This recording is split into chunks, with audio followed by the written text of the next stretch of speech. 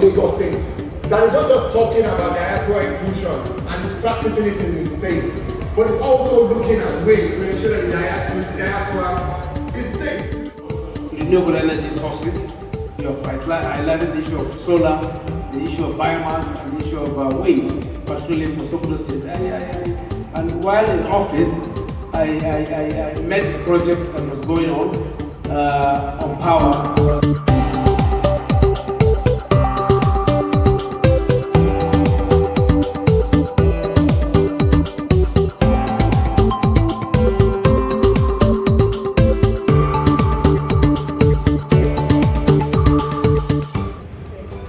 My name is Dr. Josephine Ogenekere-Ogufere.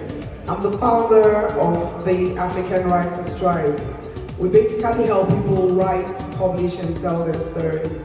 We started about 6 years ago because we realized that a lot of people are telling our stories. And now when someone else tells your story, they won't tell it the right way. So it's always better you tell your story by yourself. So we set up the African Writers Tribe so Africans can tell their stories by themselves. We've been able to go through the whole of Africa with tribe members in different parts of Africa, and not just Africa, but in the diaspora as well. We have our tribe sets in Europe, we have our tribe sets in the United States of America, and we have our tribe sets in Australia. One of the things that we've been able to do is to make sure that every voice is heard on the African continent and beyond the African continent. The second thing we're able to do is to let the children know where they're from. A lot of children in the diaspora don't even know stories about where they're from. They don't know the story of Moremi, they don't know the story of Idia and all the people that existed before them. So it's okay to listen to stories like Cinderella and her shoe broken, but how about the story of how we existed as Nigerians? So a lot of children have been able to learn a lot about Africa because of the things that we're doing on the African Writers Tribe. One fun fact about me is the fact that I've tried to japa 1,001 times, but I got a vision from God. And in that vision, I held the flag of Nigeria. So as many times as I've tried to run away from the country, God has stationed me here, and then He has made me take the responsibility. And by God's grace, we have a nationwide teaching kids to read project, and we have our very first readathon, which I call Kera's Readathon, that is going to make sure about 20 people are going to be gathered at the JTF. And then of course we have a lot of people reading for just 15 minutes about Africa and the things we're doing. Thank you very much. Amazing, amazing. And the child is super interested. So what we've been able to do is to trick them. So we put those very books in their tabs. And it's amazing how the kids read because it's on a smart device. If we don't start to let the children have that knowledge of who we are as Africans, as Nigerians, a time will come when it will be okay for them to say words like type shit. That's the one that is trending now. On what basis will your African mother say something to you and you will say type shit? You are gone forever. But the kids of these days, hey, type shit, man. And I'm like, no, they need knowledge. Knowledge, when they have the knowledge, respect is African. Once they are able to get that knowledge, it changes their mindset, it changes their behavior. What we've been able to do on the African Writers Tribe, first of all, is to give knowledge. Who are we as Africans? It's okay to have your melanin skin. I walked into this place, I looked at you and I was like, he has money, but then he has not bleached. These days, it's not only women that, decides to change their colors, men. But then, they need to appreciate who they are. So what we do on the African Writers Tribe is give them knowledge. First of all, tell them, I am powerful, I'm strong, I'm African. My melanin skin works in my favor. My kinky hair is amazing. And so when they step on stages, they are not defeated or intimidated by anyone. So the next thing after we give them knowledge is empowerment. A lot of them have stories in their heads. So how do we make those stories come from their head to something physical? We train them. There's what we do every year, the Ideas to Ink Kids Writing course. We basically have kids from 5 years old writing their own books and their own stories. Because those kids, their mindset is beautiful. Once they have the right knowledge, then the wealth of the knowledge must be converted to something someone else can see. So before you know it, thank God for AI. We're able to generate images that depict the exact thing a child is trying to say. So the child knows how to write, and he also or she knows how to come up with illustrations. And by the time they're done, we put out those books. We actually do have concerts and festivals for those books. The very first one we did, we said, okay, there was a festival of arts and culture in Festac Town, Lagos, Nigeria. I said, this Festac, we're going to have a festival of books. And we did have our very first festival of books this year. Now, the effect of that is other children will be interested in writing their own stories as well. So it's a chain reaction. It's like a ripple effect. You drop the stone of knowledge, they're able to know, they're able to write, they're able to inspire other people. And guess what? Nigeria, the Nigeria we've been dreaming about is about to manifest. The Nigeria of our dream is becoming our reality. So on the African Writers' Strike, we tell them that the pen is mightier than the sword. So instead of having to go up and down and fight and do all those things, take your pen. I do a lot of poetry. If I'm angry with someone, all I need to do is write. My latest book is titled "Shut Up, Nigerian Youths," because Nigerian youths talk too much. How many of you? Some of you should go into politics. Get your party tickets. Contest for something. Start with councillor, local government chairman, governor, or even the House of Senate and House of Rep. You keep talking and saying a lot of terrible things about us leaders. What are you doing as a young person? So at the end of the day, we're fixed. Our gaze is fixed on making sure that every young, from when you are 5 years old, you come into, because we have a library. From when you are 5, you come into the library. We tell you who you are, and we make sure you get to that point where you are a representative of Nigeria. I'm always proud of my country.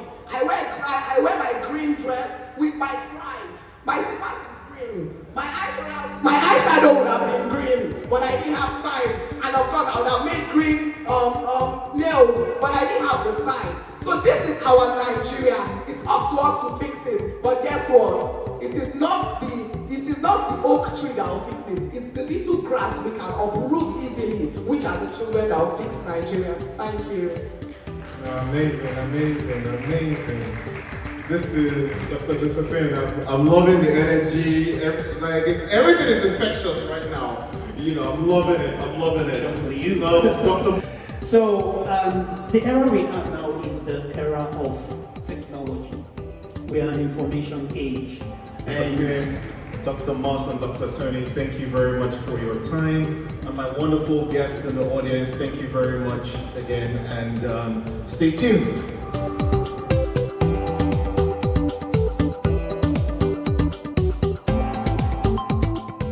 Feedback of what the projects we just did. So what do you have to say about the projects? Yeah, it's quite commendable. At least the initiative of trying to bridge the gap between the emerging markets and the developing world, mostly on behalf of Nigeria. So you've been here from the beginning. What's your take back from this particular event? Yeah, my take back is there's a lot for us to do. Known as Gen Zs, as youth coming up, there's a lot of things that we need to invest in than being lazy or to float. Alright, so how was it today? What do you think about today's program? Wow.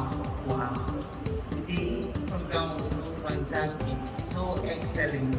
I love every bit of the program. It started from the beginning and to the end. Alright, so you were here at the beginning of the program. So can you tell us some key points? Like what were the things that you're taking back home with? I think your word actually knowledge is power. So I feel like this will give us opportunity to grow more, and having youth here would be a blessing, because having to listen to people with so much knowledge, and I'm just saying I'm privileged. Alright, so what's your experience with this program? My experience is that collaborating with the diaspora and other nations for the movement of Nigeria is very, very vital, and it's what we should look for Okay, so it was a fantastic event, right? So what's your take home, and what would you encourage people, how would you encourage people to be a part of this beautiful work that's happening?